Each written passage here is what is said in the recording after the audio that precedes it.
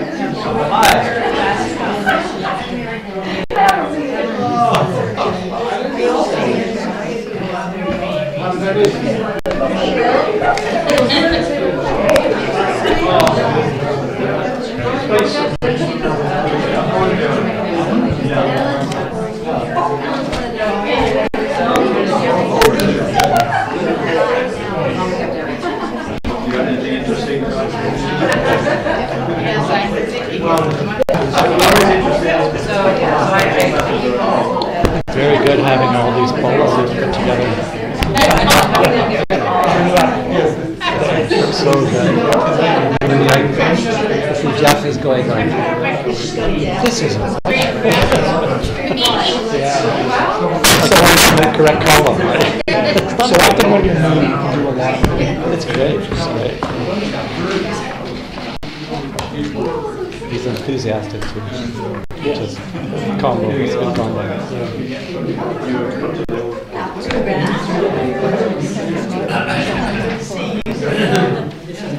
Is it the second or third one?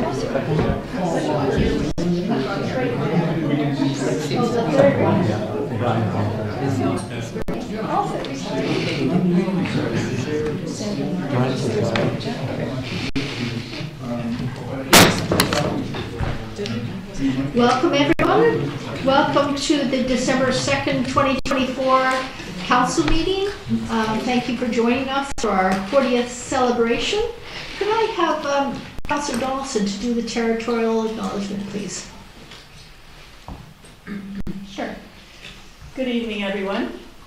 I want to acknowledge that we are in the traditional territory of the Coast Salish people, including our near neighbors, the Shiano First Nation and the South First Nation.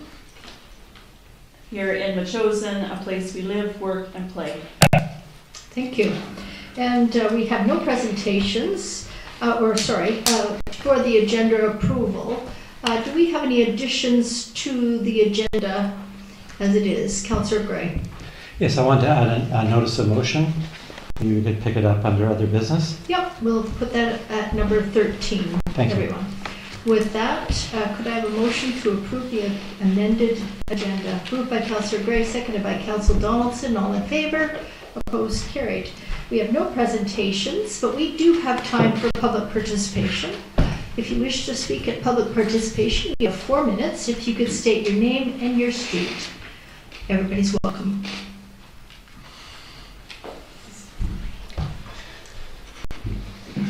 Since no one else is, I'll get up. Good evening, Kiara Kahawila, Perry Crossroad resident, and welcome to the 40th anniversary. Thank you to those who've come and to Council for hosting the event tonight. I speak tonight in reference to the November 21st Special Finance Committee minutes that are on your agenda to receive. During public participation, Nicole Shukin spoke highly and with great enthusiasm about Metchosin becoming a member of the Federation of Canadian Municipalities, or FCM. She cited the cost to join at about $3,000 and had the potential to save Metchosin millions of dollars. You were then given examples of projects and municipalities throughout Canada that had received assistance through the FCM grant programs. It certainly piqued my interest, and I headed to the FCM website. Clicking the link to funding opportunities brought me to the Green Municipal Fund, which states, "We've got you covered with the right type of project funding from plans and studies to pilots, capital projects, and more.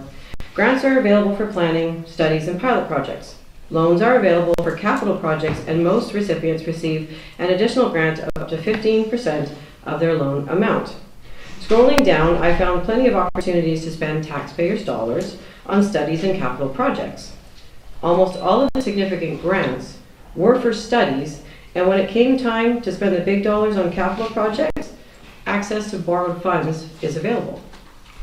Keeping the parameters of FCM funding in mind, what I just spoke about, I feel that spending any funds towards becoming a member of FCM would be wasted and could be used better here in Metchosin. I know $3,000 doesn't sound like a lot, but 10 to 11 different $3,000 items equates to approximately 1% tax increase for your operating budget. Finding ways to be more efficient and prudent with taxpayers' dollars should be the focus and not on something new and shiny like a new membership. However, should you feel that there is a significant benefit to joining FCM, please use restraint when it comes to increasing your travel and conference budgets. Being a member of FCM is all that is required to access a few dollars of grant funds and many dollars of loan funds. Traveling across Canada yearly to conferences is an unnecessary and frivolous expense that likely will not be well received by the taxpayers of Metchosin.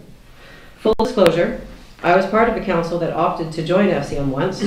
I was also part of the next council that opted out of FCM, as the cost did not outweigh the real or supposed benefits of membership. Thank you. Thank you. Anybody else wish to speak this evening? Okay, thank you.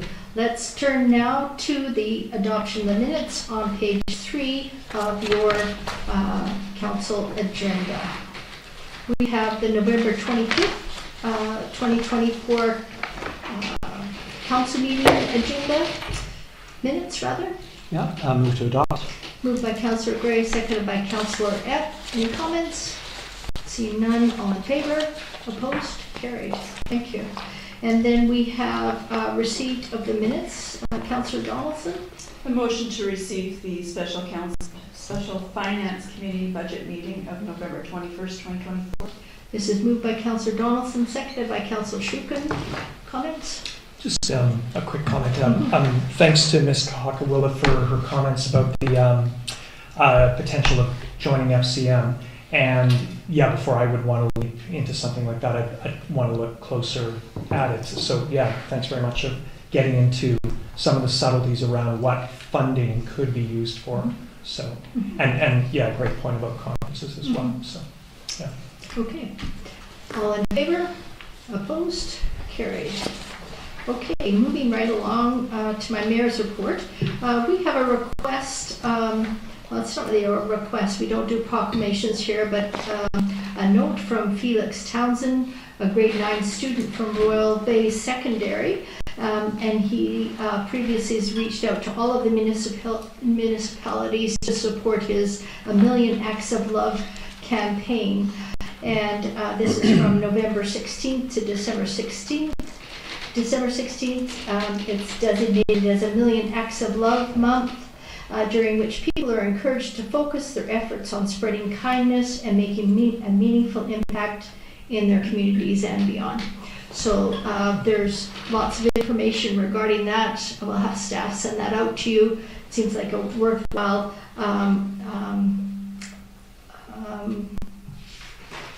yeah, actually it's really a growing movement and campaign. So, okay, with that, And I just wanted to make a special welcome to everyone. We have past councillors here. Tonight we're celebrating the 40th anniversary of the District of Metchosin Incorporation. It seems that we were leaders in 1984 in incorporation, with the City of Colwood incorporating a year later in 1985, the City of Langford incorporating in 1992, Highlands in 1993, and the District of Souk in 1999. To add some perspective, historically around the world in 1984, there was a massive UK coal miners' strike. The supergroup Band-Aid was formed to raise funds for the anti-famine efforts in Ethiopia. The Prime Minister of India, Indira Gandhi, was assassinated. Ronald Reagan became the President of the USA in a landslide victory. Archbishop Desmond Tutu was awarded the Nobel Peace Prize. The first Apple Macintosh computer was on sale for $2,500. Hockey Team Canada won in overtime over Russia. It's big news. Pierre Trudeau retired as Prime Minister, and Brian Mulroney led the Progressive Conservatives in a win over John Turner's Liberals. Bill Bennett, not WAC, but Bill Bennett was the Premier of British Columbia, and Herman Volk became the first mayor of Metchosin. The District of Metchosin has, for a large part, remained intact and rural and farming, although our population has grown to over 5,067 residents. From a regional perspective, Metchosin has been successful in articulating several significant functions. It contains much of the productive agricultural land in the Capital Regional District, which provides foods for local markets and food stands. Metchosin provides opportunities for rural living in large residential lots and hobby farms, and the unique and diverse natural environment with its strong marine orientation and numerous green spaces also provides significant regional recreation. Of course, Metchosin is the gateway to 4 regional parks. This council has recognized the need to plan for the future so that Metchosin stays livable, vibrant, and is sustainable. We have embarked on strategic planning with annual updates, and we now have an agricultural plan, a climate action plan, and we will soon evaluate an active transportation plan, a fire health feasibility study, an old school management plan, and an asset management plan. A few members of past councillors are able to attend this meeting, but Mr. Ted Stevens, who served as an alderman for the first District of Metchosin Council in 1984, sends his regrets that he's unable to attend this auspicious occasion, and he writes, ladies and gentlemen, I want to offer you my congratulations on your election to the next municipal council for the District of Metchosin. Moreover, I want to sincerely wish the District of Metchosin a very happy and successful 40th anniversary celebration. It's been a long haul. May you enjoy another 40 years of success. I regret that I'm not able to join you on this auspicious occasion. I have retired from my career as a professional forester, but I'm still working with a small sign company in Port Hardy. Very best wishes to all. Signed, Ted Stevens, Chairman of the Metchosin Incorporation Task Force, 1983 to 84, Alderman, Councillor, District of Metchosin, 1984 to 87, and alternate regional director for Metchosin Capital Regional District, 84 to 87. Okay, with that concludes my mayor's report. Let's move along to business arising on page 15. We've previously heard about the wish for a province-wide ban on consumer fireworks. Here's an example 2025 resolution for your consideration for the province-wide ban of consumer fireworks. Let's see, Councillor Ebb. I do agree with this. I would like to propose an amendment. Yep. And also there was a phone call to the office from Lavinia Rojas who brought this to our attention recently, and she did want to add that it wasn't just the ban of use, that it would also ban possession. So that's something maybe the committee needs to discuss. My amendment would be to replace pets and farmed animals with domestic animals and livestock. Okay. And livestock, and with that, do you want to move that? With that amendment? Yes, and with that, I'll move the resolution. You want to read it out? Okay, this is a province-wide ban on consumer fireworks. Whereas the use of consumer fireworks poses significant risks to public safety, property, and the environment. And whereas fireworks cause significant distress to people suffering with post-traumatic stress disorder, individuals with sensory sensitivities, domestic animals, livestock, and wildlife. And whereas many municipalities have already implemented local bans on fireworks, creating a patchwork of regulations across the province. Therefore, be it resolved that the provincial government implement a comprehensive province-wide ban on the sale and use of consumer fireworks, with exceptions for certified professionals conducting authorized displays. Okay, this is moved by Councillor Epp, seconded by Councillor Donaldson. Discussion. Councillor Epp, do you have anything more to say? No, I think it's a good idea. I was reading one note from the city of Vancouver. They installed that a couple of years ago, and just the notes that it's made quite a huge difference. This was according to the fire chief, made quite a huge difference in that city as far as the unauthorized use and the fires started by fireworks and all the other issues that brings up. Mm-hmm. Okay. Go ahead. I think it also it supports a lot of what we've been hearing from our own residents on a local level, especially this last year. There was quite an influx of reports of either animals missing or trauma to them, and then we did have one accident to an individual as well. So it's good to see that this is coming forth. We'll see where it can go with AVIC and hopefully the BCM. Yeah, so as Councillor Donaldson said, this resolution will be submitted to the Association for the Vancouver Island Coastal Communities. The conference is in April, and I think it's in Nanaimo, or is it Victoria? It's in Nanaimo. Okay, so at least one of us or two of us will be there to administer this or shepherd it along. Okay, anybody else? No? I'll call the question then. All in favor? That's unanimous. Thank you. Marilyn, just Yes. one comment. Mhm. If there was an interest in bringing other resolutions to AVICC, the deadline is February 6th. I think we all know that.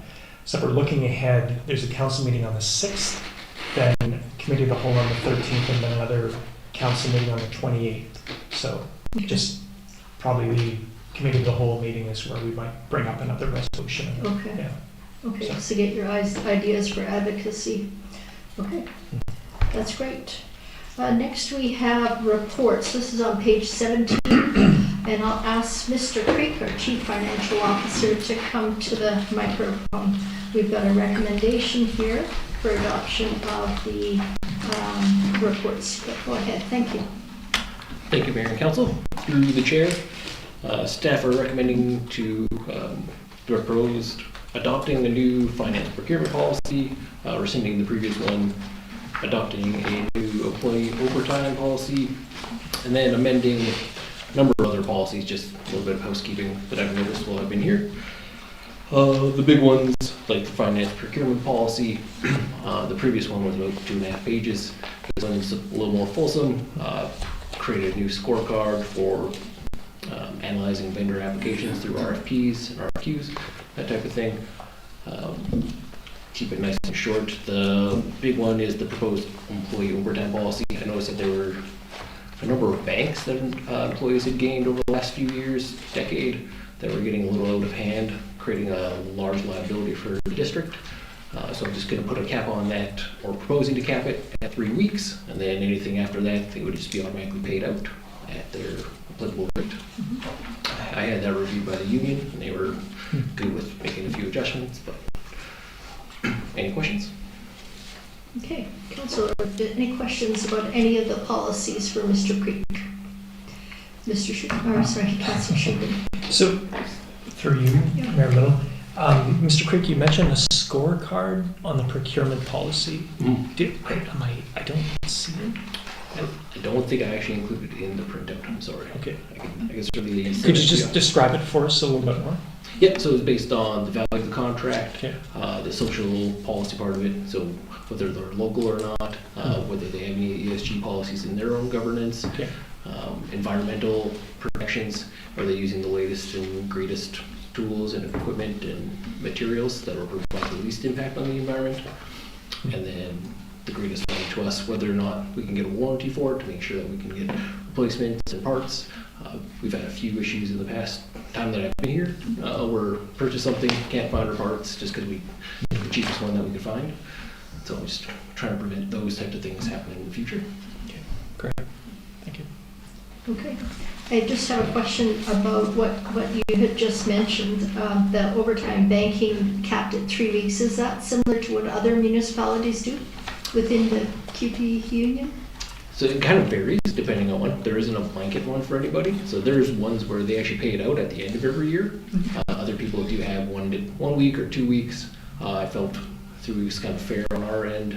It just gives the employees the little bit of cushion in case they end up having to take long-term disability or anything like that. We can get a few more weeks of pay rather than falling down to the long-term disability rate, which is fairly low compared to their actual wage.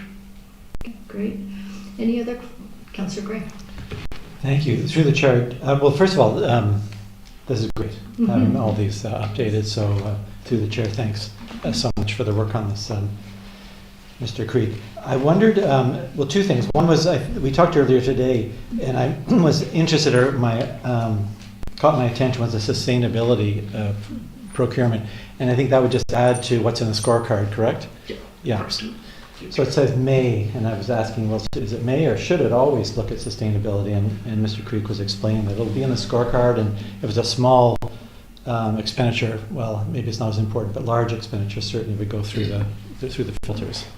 Through the chair, correct. Yeah, and it's a big thing coming, especially from the province with the new climate action funding program. So we have to be able to track that. So if we're going to be going out to a vendor and one of them tracks their greenhouse gas emissions and the other one doesn't, like we'll lean heavily towards the one that does, because in order to continue to get the funding from the province, we have to show that we have reduced greenhouse gas emissions rather than just say, I don't know. And then my question was, in terms of the liability that we're carrying, what would be the level of, like, the days that people are holding now in their accounts, in their banks, and individually or overall? Yeah, so overall, right now we've got a total liability of $100,000. Back in 2015, that was $15,000, and it was about 79% of that is held by 2 people. So some people have quite a bit banked up. Thank you. And that shows the importance of getting on with the policy. And I like the idea of 3 weeks because of the cushion it provides our employees, which is important. Thank you. Anybody else? Indeed, some of these policies were quite old. One of them was 1991, so we appreciate that you've gone through and updated everything for us. Yeah, absolutely. It was one of the issues when I came in, because people were asking me questions about, well, what does the policy say? And then you look at it and go, ooh, it's been a while. So. Councillor Shuka. Mayor Little, I would move the recommendation. Do you want me to read it out? Please. Okay. So that council adopt the proposed finance procurement policy F100.14, and that council rescind financial procurement policy F100.26, and that council adopt the proposed employee overtime policy E100.10, and further, that council consider the proposed amendments in track changes in this package to the following employee and finance policies: employee policy vacations E111, finance policy tax payment deadline F130, finance policy emergency expenditures F35, the expense policy F136, capital expenditures F140, and the automobile allowance F145. So moved. Okay, this is moved by Councillor Shukin, seconded by Councillor Donaldson. Any more discussion? Comments? Go ahead, Councillor. Just thank you. We appreciate all the work on this. It's really good to get things sort of up in the modern era. Thank you. Okay, call the question. All in favor? That's unanimous. Thank you.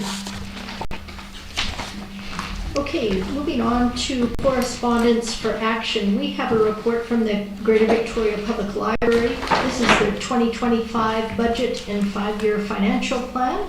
And there is a recommendation there. You can see that the overall system-wide municipal contribution amounts to an increased request of 5.5%. Our share of this for the 2025 requisition based on converted assessment values and population of the municipality, and perhaps Councillor Donaldson, you can talk about that, include a rental adjustment, and it's $334,090. So it's a big chunk of change. I'm sure hoping Metchosin residents use the library systems because we pay dearly for that. And about the population, how was that calculated on this? It's a bit different than we've seen before. It is, it's the first time I've actually heard about it. So 5,295 is BC statistics, and that's what they're basing it on. And that's 2023? The most current. The most current, okay. Yeah. And also, as we've heard with the West Shore Recreation as well, which we're an owner of, its wages insurance also is increasing that, but Metchosin's assessments were much higher than many of the municipalities last year, so we're paying a little bit more than the others are as well. Okay. Any other comments? Councillor Yeah, it's a big chunk of change, and I echo what you're saying about hopefully Metchosin residents are getting their money's worth. I'll just point out that we are the second lowest contributor, of course, based on population. Only lower is Highlands, and their requisition for 2025 will be $166,000. So it's all laid out here on page 62. So. Councillor Gray.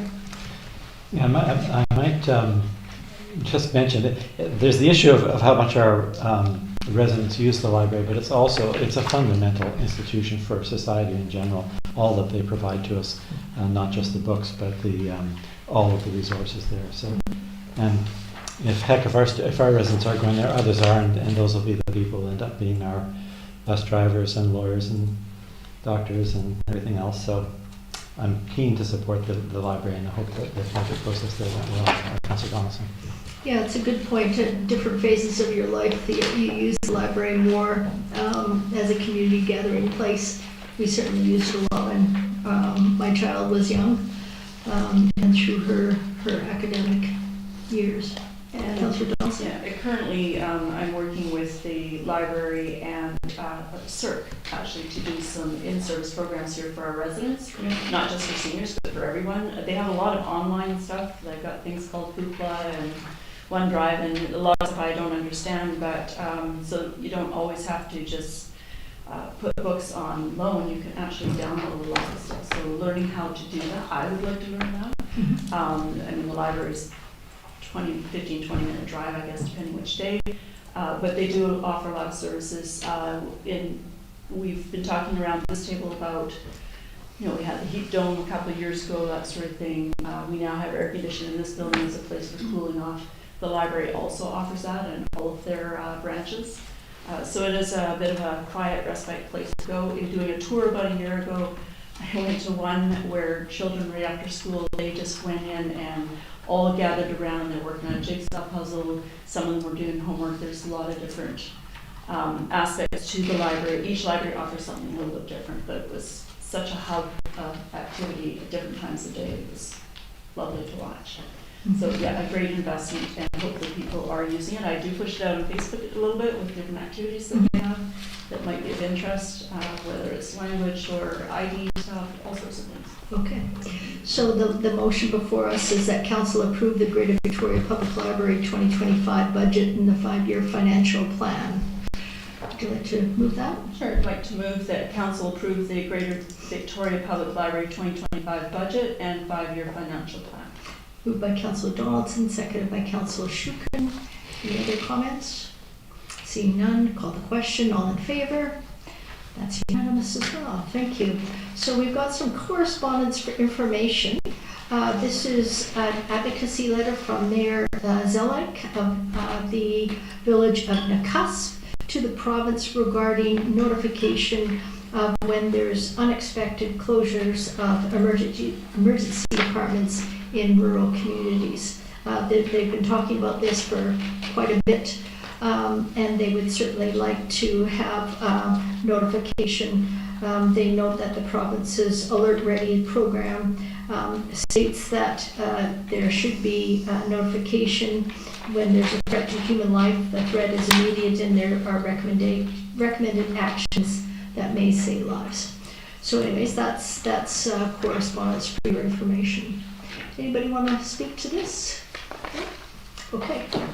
With that, we've got no bylaws. Other business. Councillor Gray, you have noticed a motion? Yes, we talked about subdivisions the other day at council, and we haven't had an orientation or briefing on the topic.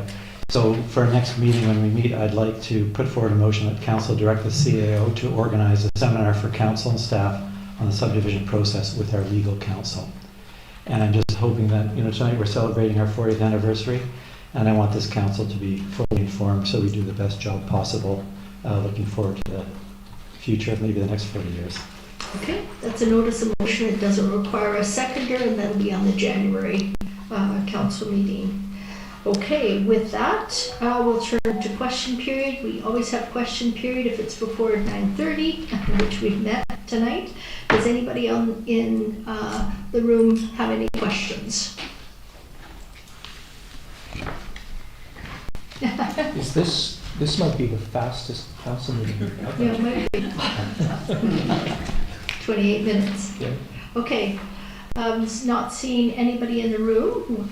Please stay. We've got cake and goodies to celebrate. We've got lots of people in the room, so it'd be really great if we could all celebrate together. Okay. Take a motion to adjourn. Moved by Councillor Gray, seconded by Councillor F. All in favor. Opposed, carried. Thank you.